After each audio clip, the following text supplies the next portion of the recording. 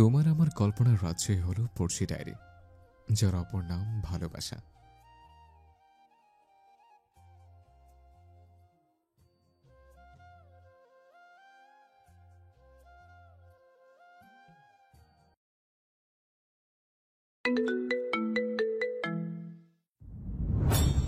কথাটা বলার সময় গলা কেঁপে উঠল তানিয়ার, কান্না পাচ্ছে প্রচুর। তাহসিনের মা তানিয়ার কথায় তাকে আগলে নিয়ে বলে, এরকম বলো না মা, তুমি কেন ছোট হবে? তুমি কোনো ভুল করনি।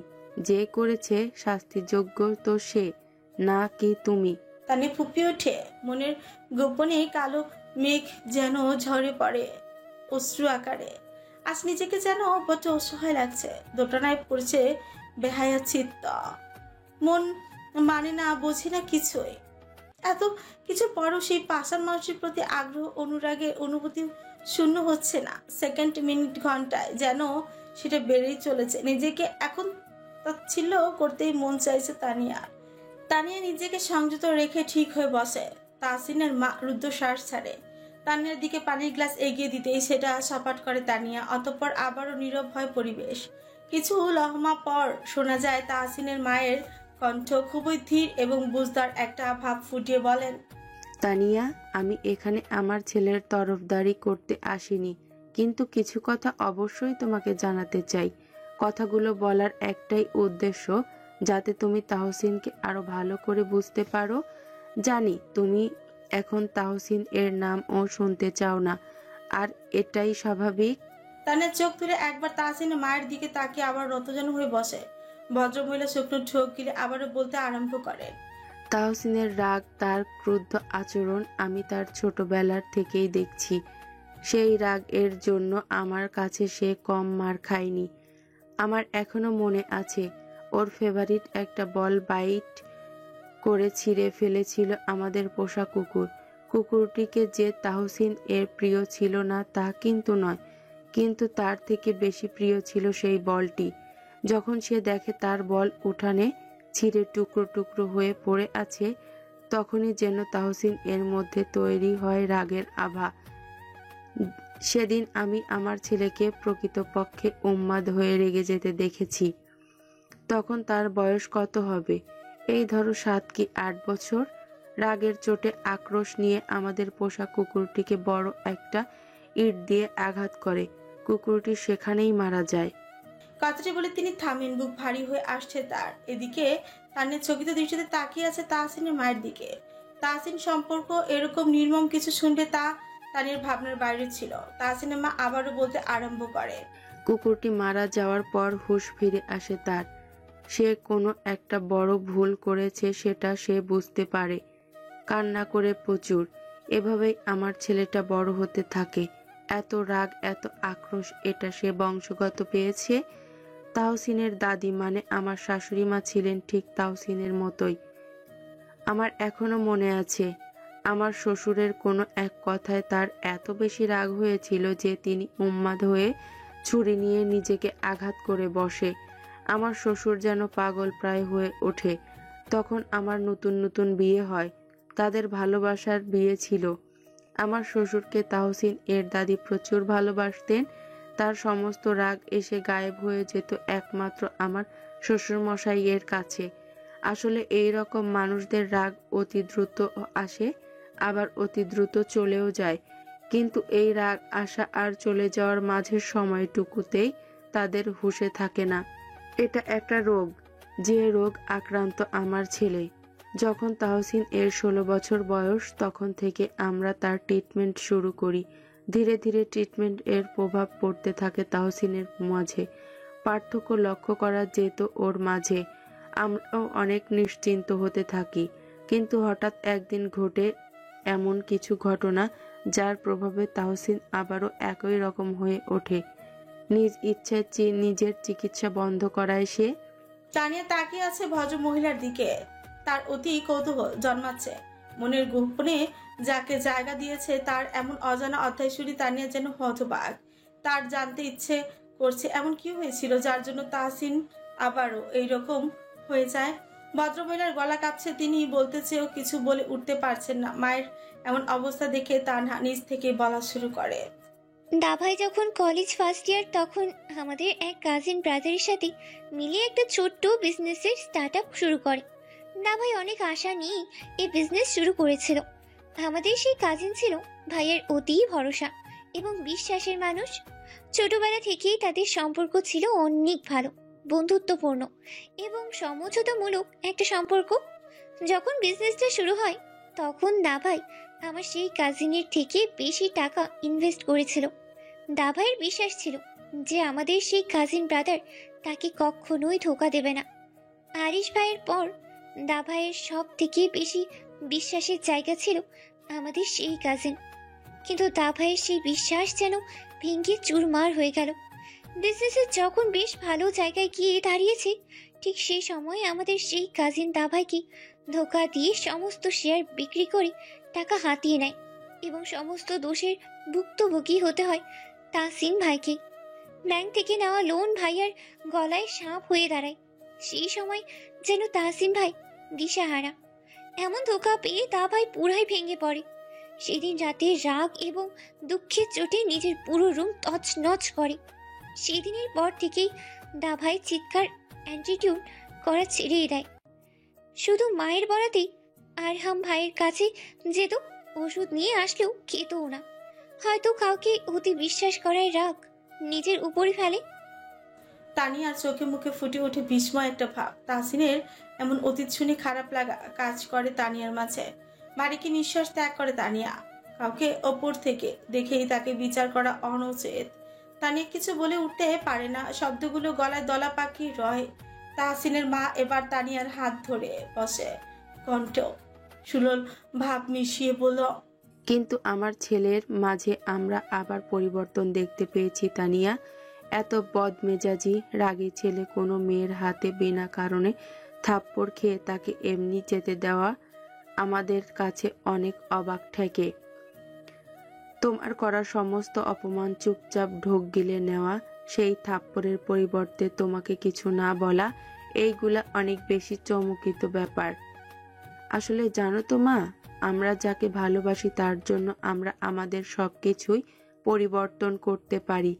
আমি একদম বলবো না কাল যা হয়েছে তা ঠিক, এর বিচার আমি তোমার উপর ছাড়লাম। আমার ছেলের শাস্তি তোমার হাতে দিলাম। একদম ছেড়ে কথা বলবে না, আমি তোমার পাশে আছি। শুধু একটা কথাই বলবো, আমার ছেলেটিকে ভুল বুঝো না। পরিবেশ তখন থমথমে। তানিয়া তখনও নতজারু। কি করবে বা বলবে বুঝে উঠতে পারছে না সে। তাহসিনের মা তানিয়ার মাথায় চুমু এঁকে বলে, তোমার সাথে আমার প্রথম দেখা এরকম একটা পরিস্থিতি নিয়ে হবে কখনোই ভাবিনি। তাও তোমার এই আন্টির দিক থেকে ছোট্ট একটা উপহার তোমার জন্য। বলে তানিয়ার হাতে একটা ছোট্ট বক্স ধরিয়ে দেয়। তানিয়া ভেবাচেকা খেয়ে বলে, আন্টি এইগুলোর কোনো প্রয়োজন ছিল না, এটা আমি নিতে পারবো না আন্টি। যদি তুমি এটা না নাও তাহলে আমি ভাববো আমার উপরে তুমি রেগে আছো। আমাদের এখানে আসা তোমার পছন্দ হয়নি। মা এরকম বলবেন না আন্টি। তাহলে এটা রাখো। আজ উঠি, দোয়া করি তাড়াতাড়ি সুস্থ হয়ে যাও। আসসালামু আলাইকুম আন্টি, আবার আসবেন। আসবো কিন্তু। কিন্তু ঠিক আছে। থাক, কিছু না। আল্লাহ হাফেজ মা, নিজের খেয়াল রাখো। তানহা ও তানিয়ার সহিত কোলাকুলি করে, অতঃপর বিদায় নেয় তারা। তানিয়া বিছানায় একই রকম ভাবে বসে থাকে। তার হাতে ছোট্ট ছোট্ট বক্সটি নিয়ে নাড়াচাড়া করে কিছুই পল। তারপর বক্সটি খুলে দেখতে চোখে পড়ে একটা ব্রচ, ছোট্ট সোনার ব্রচ। তানিয়া অবাক হয়, এত সুন্দর এবং এক্সপেন্সিভ গিফট পেয়ে তানিয়া যেন বিস্মিত। তানিয়া সেটা নিয়ে ড্রয়ারে রাখে, ধীর পায়ে হেঁটে জানালার সামনে দাঁড়ায়। ঠান্ডা বাতাস ছুঁয়ে দেয় তানিয়ার আবদ্ধ চোল। ভেসে ওঠে তাহসিনের রক্তিম চেহারা। চোখ বন্ধ করে তানিয়া। ইয়াজের কথা মাথায় আসে, তানিয়া কিছুটা অপ্রস্তুত হয়। মানুষটা কালকে তার জন্য বিয়ের প্রস্তাব এনেছিল, কথাটি ভেবে এই রুদ্ধশ্বাস ছাড়ে তানিয়া। আরিশের কল রিসিভ হলো না তৃতীয়বারের মতন। মেজাজ চটে গেছে আরিশের। চতুর্থবারের মতো কল করতে সেটা রিসিভ হয়। আরিশটাকে গজগজ করতে কিছু বলতে যাবে, তার আগে ওই পাশ থেকে ভেসে আসে ছোট্ট একটি বাচ্চার কণ্ঠ। আসে একটি ছোট্ট ছেলে বাচ্চার কণ্ঠ। হ্যালো, কে? আরিশ ফ্রিকুচকে বলে, তুমি কে? আমি তো আসমান। তুমি কে? আমি আরিশ। শিফা কোথায়? আপু তো নানা করছে। আরিশের ললাটে আরো বেশি কিছু ভাঁজ পড়ে। বিকেল 5টা বাজে, এখন কিসের রান্না? তার উপর যতটা জানে শিফা রান্না পারে না। আরিশের মনে তৈরি হলো একরাশ কৌতূহল, মেয়েটাকে দেখার আকাঙ্ক্ষা। আরিশ মুচকি এসে বলল, বাবু, তুমি ভিডিও কল করতে পারো? পারি তো। তাহলে আমি ভিডিও কল করছি, তুমি তোলো আর তোমার আপুকে আমাকে দেখাও। ঠিক আছে। আরিশ ভিডিও কল দিতেই আজমাত রিসিভ করে, অতঃপর দৌড়ে লাগায় রান্নাঘরের দিকে। আজমাতের বয়স 4.5 কিংবা 5। আজকালের অ্যাডভান্স পোলাপান সব। আজমাত তার আপুর নেওয়াটা। শিফার পিছে পিছে ঘুরে বেড়ায় যখনই সে বাড়িতে থাকে। এদিকে শিফা রান্নাঘরে কাজ করছে এক মনে। পরনে কামিজ আর প্লাজো, ওড়না নেই গায়ে, লম্বা চুল বেনি করা। আরিশের বুকের বাম পাশটা যেন কিছু একটা হয়। শিফার এহেন রূপ দেখে আরিশ পুরোই আউট অফ কন্ট্রোল। এদিকে আজমাত শিফার কাছে ফোন নিয়ে বল, আপু কথা বলো। শিফা তার ছোট্ট ভাইয়ের দিকে তাকিয়ে বলল, কে শোনা বাচ্চা, আমি না কাজ করছি। না, কথা বলো, আমি খেলবো। বলে আজমাত ফ্লোরে ফোন রেখে ছুটতে পালায়। শিফা চরচরিত করে কোনো কিছু না ভেবে ফোন তুলে স্ক্রিনে তাকাতেই চমকে উঠল। আরিশ মিটিমিটি হাসি যুক্ত চেহারা দেখে শিফা যেন হাসপাস করে উঠল। মানে এতক্ষণ আরিশ তাকে দেখেছে ভিডিও কলে? শিফা দ্রুত ভিডিও কল কেটে কানে ফোন ধরতেই শুনতে পায় আরিশের বিরক্তিমূলক কণ্ঠ। ভিডিও কল অফ করলে কেন? শিফা আমতা আমতা কণ্ঠে বলল, পরে করব। এখন কি প্রবলেম? আমি মানে ওড়না নেই। না থাক, আমি দেখবো। শিফা শুকনো ঠোক চিপে তার গাল লাল হয়ে যাচ্ছে ধীরে ধীরে। আরিশ এমনিতেই তাকে এরকম অবস্থায় দেখেছে, তার উপর এখন আবার এরকম কথা বলছে, যা শিফাকে আরো বেশি আরক্ত করে তুলেছে। শিফা জিভ দিয়ে ঠোঁট ভিজিয়ে বলে, কাজ করছি। আরিশ বুঝে তার শিফা রানী লজ্জা পাচ্ছে। আরিশ নৈশব্দ হাসে, ফোন কানে ধরে থাকা হাতে কনিষ্ঠ আঙুল নিজের ঠোঁট ঠেকায়। ট্রাউজারের পকেট থেকে এক হাত পুড়ে সোফার থেকে উঠে দাঁড়ায়, কণ্ঠে একরাশ মাধুর্য মিশিয়ে বলে, ও কি কাজ করছে আমার বার্ড? হৃদয়ে ঝড় তোলা কণ্ঠ। শিফার অন্তরে বয়ে যায় শিশির অনুভূতি। ধীর কণ্ঠে বলে, তানিয়ার জ্বর না, তাই ওর জন্য স্প্রিং রোল বানাচ্ছি। একা? মা হেল্প করছে। আরিশ মাথা নাড়ায়। তার মনে চলছে অন্য ভাবনা, যেটা মুখে প্রকাশ করলে শিফা লজ্জায় একাকার হবে। আরিশ কিছুটা অশান্ত হয়ে একটা কথা বলে বসে। আরিশের এহেন কথা শিফার চোখে কপালে উঠে যাওয়ার তাল। শিফার দম আটকে আসবে যেন। আরিশ ঠোঁট কামড়ে হাসল। সে জানে শিফার অবস্থা এখন কেমন। তার ঘন নিঃশ্বাসের শব্দ শুনে আরিশ আন্দাজ করতে পারছে। আরিশ ইচ্ছে করে এরকম কথা বলেছে, আগে থেকে নিজেকে একটু প্রেজেন্ট করে রাখাই ভালো, না হলে পরে শিফার উপর নিজের অনুভূতির জাহির করতে গেলে যেন অপ্রস্তুত না হয়। শিফা হাসপাস অবস্থা বুঝে আরিশ বলল, এখন থেকে তো ভাবতে হবে না, যা হবে বিয়ের পর। Just chill bird. শিফা যেন চিল হতে পারলো না, কথা বলতে পারলো না কোনো। আরিশ আবার বলল, স্ন্যাক্স বানাও, এত লজ্জা পেতে হবে না। কল কেটে দেয় আরিশ। শিফা কাপা কাপা হাতে ফোন পাশে রেখে একবার নিজের দিকে দেখায়। তার এই ছোট্ট বুকে আরিশ মাথা রাখবে, অধিপত্য জমাবে তার এই বদনে। শিফা শরীর অবশ হয়ে আসছে যেন।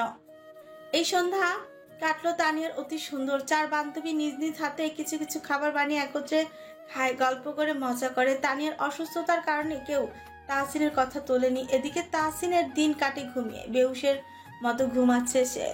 কোনো দিকে তার হুঁশ নেই। আরহামের দেয়া ওষুধ খেয়ে তার ঘুমের রেশ বাড়ছে, বেরিয়ে চলেছে। তাহসিনের এরকম ঘুমানো দেখে তার বাড়ির সবাই যখন চিন্তিত, তখনই আরহাম ফোন করে সবাইকে আশ্বাস দেয়, বলে তাহসিন যাতে রাতে সেই মেডিসিন নেয় সেই দিকে লক্ষ্য করতে, এবং যখন সে ঘুমাবে তাকে ভুলেও ডিস্টার্ব না করতে। তাহসিনের এই মুহূর্তে এরকম রেস্ট দরকার। আজমাত আমার চাচুর ছেলে, সে সত্যি আমাকে আপু বলে ডাকে।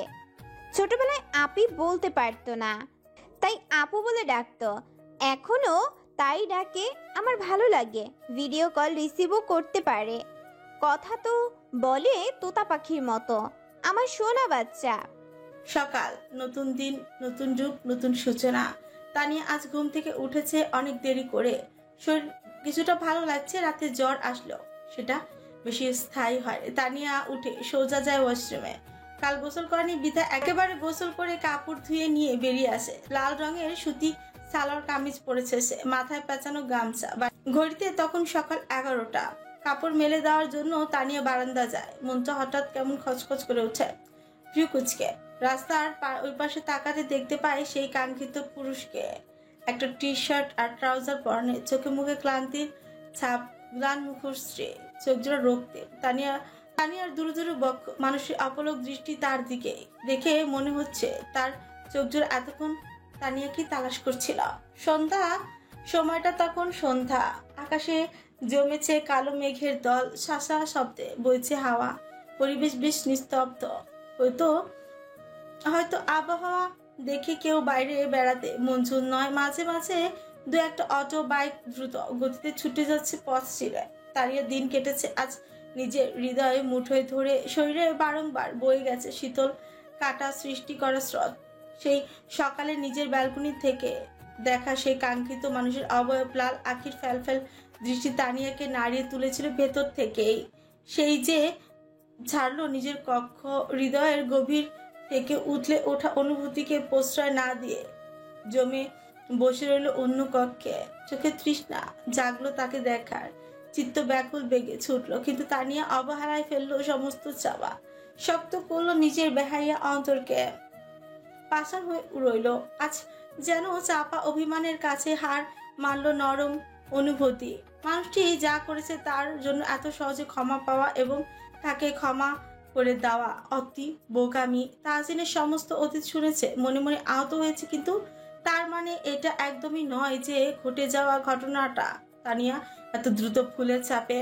তানিয়া ভুলতে পারে না গত রাতের একটা সেকেন্ড, হিংস্র সেই চোখ যা কেবল শিথিল হয়েছিল তানিয়ার মুখ দেখেই। তানিয়া বুক কেঁপে উঠে সেই ফুলদানির শক্ত বাড়ি যদি তার আব্বু আঘাত হানতো।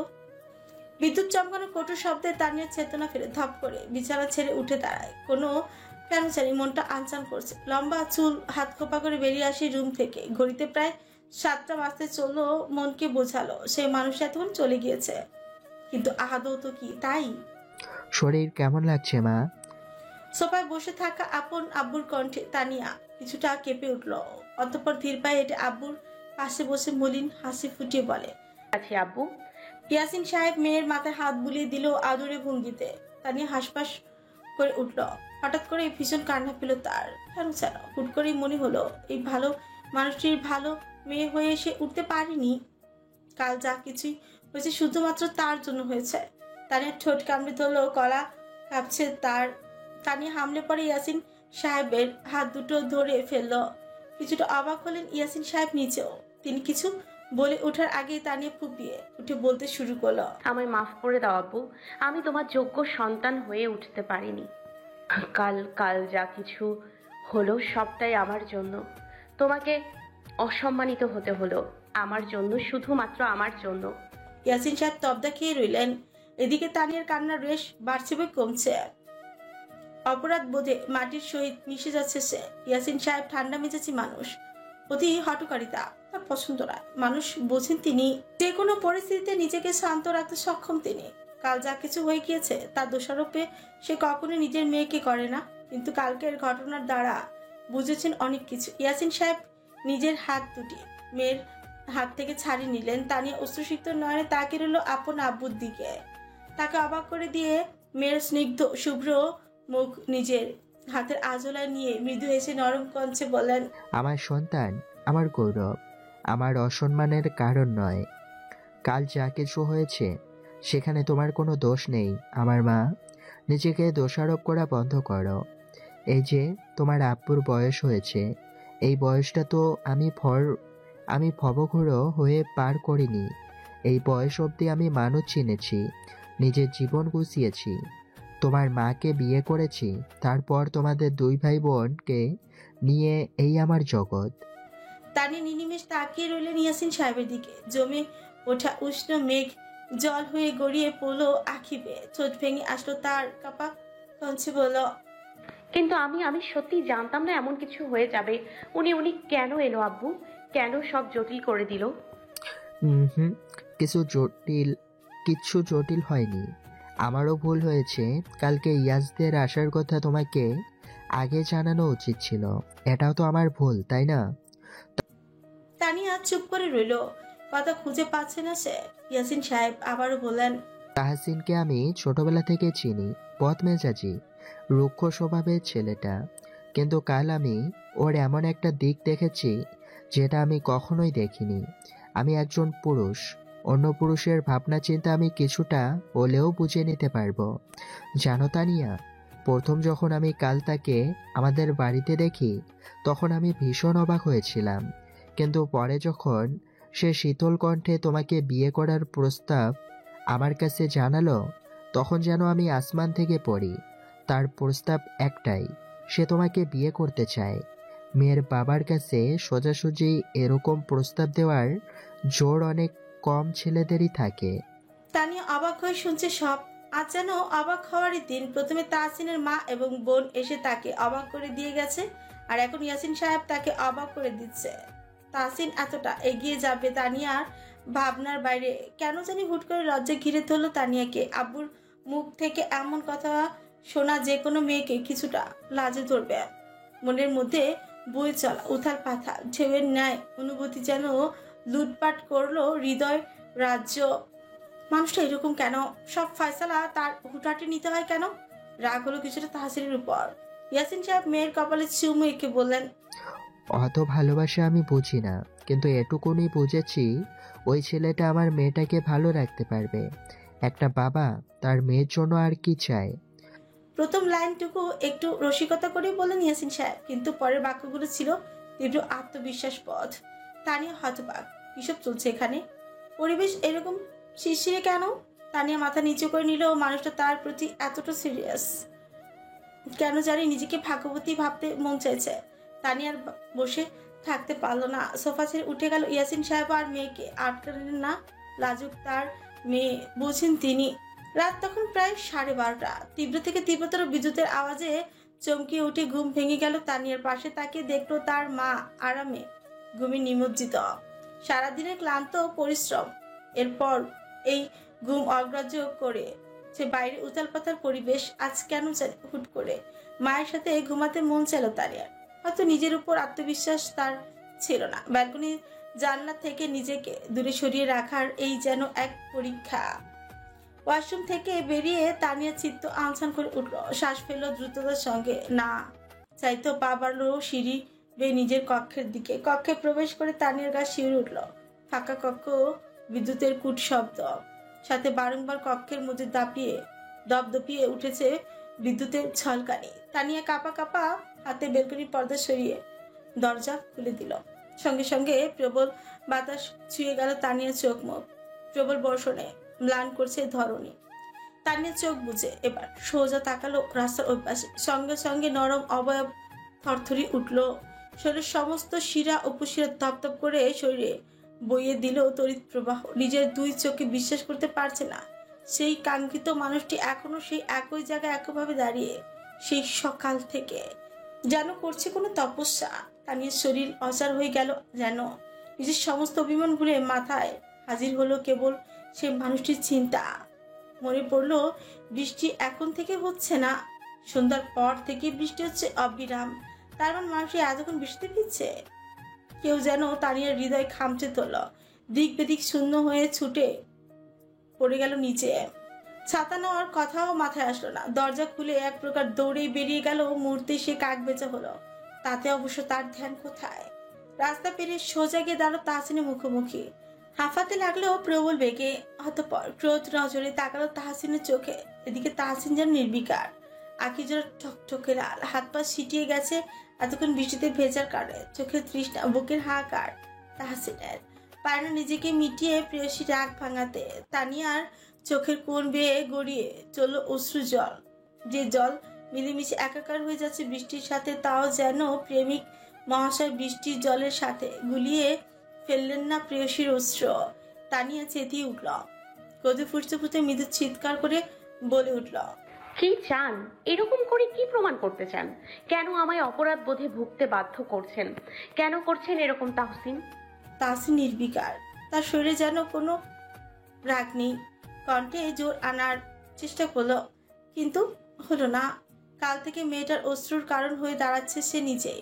কিভাবে নিজেকে মাফ করবে সে? কিভাবে এই সমস্ত জটিলতাকে শেষ করবে? উগ্র স্বভাবের তাহসিন যেন আজ পুরোপুরি শান্ত, কোনো রকম আওড়ায়। আমার উপর রেগে আছো তানি? অভিমান করে আছো? তানিয়া কি উত্তর দেবে ভেবে পেল না, তবে নরম হলো না মোটেও। তাতে দত পিষে বলে, ইয়ার্কি মারছেন, মজা করছেন তাই না? সারাটা দিন এখানে দাঁড়িয়ে থেকে এখন আমাকে জিজ্ঞাসা করছেন যে আমি রেগে আছি কিনা? ইয়ার্কি পেয়েছেন? সবকিছু আপনার মনের মতো হবে? আপনি যা চান, যেভাবে চান সেভাবে সবসময় সবকিছু হয় না তাহসিন। তোমার মনের মতো সব হবে, তুমি যা চাও তাই হবে, শুধু আমায় মাফ করে দাও। কালকের ঘটে যাওয়া প্রতিটা ঘটনার জন্য আমি সরি। তানিয়া তাচ্ছিল্য হেসে ফুঁসে উঠে বলে, আমি সরি বলে সবকিছু ঠিক হয়ে যাবে? আমার বাবাকে আঘাত করার চেষ্টা করেছিলেন আপনি, সেটা ভুলতে পারবো না। তাহসিন যেন গড়বড়িয়ে গেল। তানিয়ার ভুল শুধরে দেওয়ার ন্যায় মাথা ছাকালো এদিক সেদিক। দ্রুততার সহিত নার্ভাস কণ্ঠে বলল, ওটা হিট অফ দ্য মোমেন্ট ছিল তানিয়া। বিশ্বাস করো, আমি আঙ্কেলকে কোনো রকম আঘাত করতে চাইনি। মাথা ঠিক ছিল না আমার। কি করে বসেছি আমি নিজেও জানি না। মাথা তো আপনার কখনোই ঠিক থাকে না তাহসিন। আপনার কাছে সব থেকে প্রিয় আপনার রাগ। সজোরে আকাশের বুকে চমকে উঠল বিদ্যুৎ। হয়তো কোথাও বাজ পড়ছে। তাহসিন তানিয়া দুই জনই কেঁপে উঠল প্রবল। তানিয়া চলে উঠল, ভয় পায়। তাহসিন দ্রুততার সঙ্গে তাকে টেনে ধরল নিজের সাথে। তানিয়াও ভয়ের চোটে আঁকড়ে ধরল তাহসিনের স্যাঁতস্যাঁতে দুই বাহু। চোখ আটকালো দুজনের। শরীরের উত্তাপে পড়ল দুই হৃদয়। ঠান্ডার কারণে তানিয়ার ঠোঁট তিত্তির করে কাঁপছে। তাহসিন ভারী কি নিঃশ্বাস ফেলে সেদিকে তাকিয়ে রয়। ঘন কণ্ঠে বলে ওঠে, আমার প্রিয় এখন এই মুহূর্তে আমার সামনে ঠান্ডায় জর্জরিত মোহনীয় চেহারার মেয়েটি। কবে কিভাবে নিজের সবটা হারিয়েছি এই চোখের গভীর অতল সাগরে। আমি পারি না নিজেকে সামলে রাখতে, আমি পারি না নিজেকে থামিয়ে রাখতে। তোমার শরীরে স্পর্শ করা প্রতিটি মানুষকে আমার মিটিয়ে দিতে ইচ্ছে করে তানি, তাই আমি পারিনি। কাল যখন ইয়াস তোমার হাত ধরে বসে, হারিয়ে ফেলি আমি নিজের মস্তিষ্কের ক্ষমতা। তানিয়া যেন হারিয়ে যাচ্ছিল কোনো ঘন নিঃশ্বাসের রাজ্যে। সামনে দাঁড়ানো নিজের সবটা লুটিয়ে দেওয়া মানসিকতার মানুষটিকে আঁকড়ে ধরতে ইচ্ছে করলো। ঠিক তখনই আসমান ফাটল। তানিয়া ছিটকে দূরে সরে নিল নিজেকে। এত সহজেই নয়। আমায় আবার বদনাম করতে চান তাই না? কাল চার দেয়ালের মধ্যে আজ বাহিরে। তাহসিন অবাক হয়ে বলল, আমি বদনাম করব তোমায়? হ্যাঁ আপনি। আপনার ইগো, আপনার রাগ আপনার শীর্ষে। কালকে বাড়িতে তামাশা করে আমার বাবার সম্মানকে মাটির সাথে মিশিয়ে আজ আবারও এসেছেন আমায় বদনাম করতে। সারাটা ক্ষণ আমার বাড়ির বাইরে এভাবে দাঁড়িয়ে থেকে নিজেকে মহাপ্রেমিক পুরুষ বলে দাবি করতে এসেছেন তাই না? তাহসিন যেন বাক্য ভুলে যায়। কোমল হৃদয় শান্ত সৃষ্ট মেয়েটি আজ যেন লৌহ মানবী রূপ ধারণ করেছে। তাহসিন চেনে না এই মেয়েকে।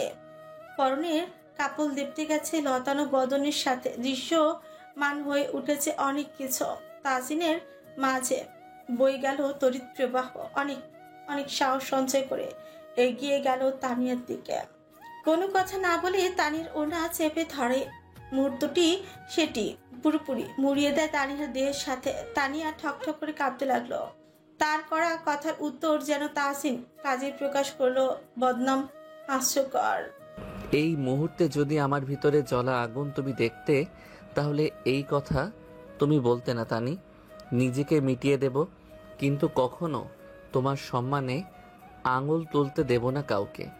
তানিয়া নিনিমেষ তাকিয়ে রইল তার সামনে দাঁড়িয়ে থাকা পুরুষটির দিকে। সবাইকে শাসিয়ে চলা ছেলেটি আজ এক নারীর কাছে পরিণত হয়ে রয়েছে। তানিয়ার অন্তরে দামামা বাজে। আকাশ ফাটা বৃষ্টিতে যদি তার অভিমান ও গলে যেত কতই না ভালো হতো। তানিয়ার পা ভেঙে আসছে, দাঁড়াতে কষ্ট হচ্ছে তার। তাহসিন বোঝে প্রেয়সীর শারীরিক অবস্থা, কিন্তু তাকে ছোঁয়ার যে অনুমতি নেই। বাড়ি যাও তানি। তানিয়া যেদিক কঞ্চে বলে, আপনি যান, চলে যান। অনেক প্রেমিক ভাব দেখিয়েছেন, এবার যান আপনি। চলে যাব, তুমি যাও। এ যেন কোনো ঠান্ডা লড়াই, মিঠা লড়াই। এই যুদ্ধে হার জিত নেই, যা আছে তা শুধুই আকুতি। তানিয়া চোখে চোখ রেখে তাহসিনের লাল রঙা চোখে নিজের সর্বস্ব দেখতে পাচ্ছে সে। আর কিছুক্ষণ এখানে থাকলে সে হারিয়ে যাবে কোনো এক মায়ায়। ভারী কি নিঃশ্বাস ত্যাগ করে তানিয়া ছুটে চলে যায়। বৃষ্টির মাঝে এক তরুণী মাঝে মধ্যেই পেছন ফিরে তাকাচ্ছে তার প্রেমিক মহাশয়ের দিকে, চোখে মুখে অভিমান। স্ট্রিট লাইটের আলো উজ্জ্বল সেই মায়াবিনীকে দেখে গেল তাহসিন অপলক। ভালোবাসা হবে মেঘলা আকাশের মাঝে এক মুহূর্ত চাঁদের উকি পাওয়ার মতো। অনেক দরকার নেই, একটুতেই মনকে শান্ত আর শীতল করে দেবে। আনমনে বিড়বিড় করে কথাটি আওড়ায় তাহসে। আকাশে চাঁদ নেই তাহলে? কান্নার রেশ বাড়ছে তানিয়ার। অশান্ত হয়ে নিজের রুমে প্রবেশ করলো সে। অস্থির হয়ে ফোন খুঁজতে লাগলো, পেয়েও গেল বালিশের তলায়। দ্রুত গতিতে ফোন আনলক করলো, কাউকে কল করলো। 3 সেকেন্ডের মধ্যে কল রিসিভ হলো। ওই পাশ থেকে কিছু বলার আগে তানিয়া হাউমাউ করে কেঁদে উঠলো, বলল, আরিশ ভাই প্লিজ ওকে নিয়ে যান। এসে প্রায় 5 ঘন্টা বৃষ্টিতে ভিজেছে ও। ওকে নিয়ে যান ভাই, নিয়ে যান এসে। কান থেকে ফোন সরিয়ে নেয়, কথা বলতে পারছে না আর। এদিকে তাহসিনের মাথা ভারী হয়ে আসছে, চোখ ঘোলাটে আকার ধারণ করেছে। সময় পেরিয়ে যায় নিজের মতো করে। প্রায় আধ ঘন্টা পর গাড়ি নিয়ে হাজির হলো আরিশ। তাহসিনকে বৃষ্টির মাঝে রাস্তায় বসে থাকতে দেখে অবাক হয়ে গেল সে। রাগে অগ্নিশর্মা হলো ভেতরে ভিতরে। গাড়ি থেকে নেমে সোজা তাহসিনকে আগলে ধরে। কেন জানি তার মনে হচ্ছিল তাহসিনের অবস্থা নাজেহাল। তাহসিন আরিশকে দেখে বিড়বিড় করতে শুরু করে, ব্যাস আমি জ্ঞান হারাবো এখনই। ওকে বল আমায় মাফ করতে, আমাকে বিয়ে করতে। কথা শেষ। Are the angry young man is Afghan.